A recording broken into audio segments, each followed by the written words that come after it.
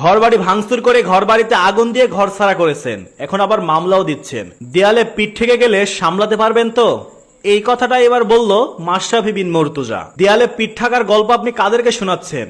আপনারা 16 বছর যেভাবে অন্যায় অত্যাচার করে বাংলার মানুষের দেয়ালে পিঠটা ঠেকিয়ে দিয়েছিলেন, জাস্ট এরা তো একটু বদলা নেওয়া শুরু করেছে, তাতে আপনাদের এত বড় বড় কথা।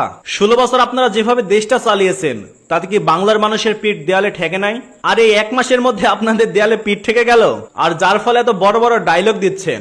শোনেন, এইসব ডায়লগ শাকিব খানের সিনেমাতে চলে, বাস্তব জীবনে না। মাশরাফিকে আমি খুব ভালোবাসতাম এবং সম্মান করতাম।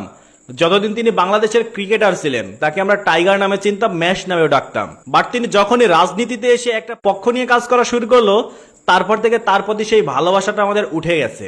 হ্যাঁ, অনেকেই বলবেন ফেসবুকে তো তার অনেক ভালো ভালো আমরা ভিডিও দেখি, অনেক মানবতার ভিডিও দেখি। সেইগুলো কি? সেইগুলো তাদের পরিকল্পিত স্ক্রিপ্টেড ভিডিও ছিল, কিন্তু এই ভিডিওগুলোর আড়ালে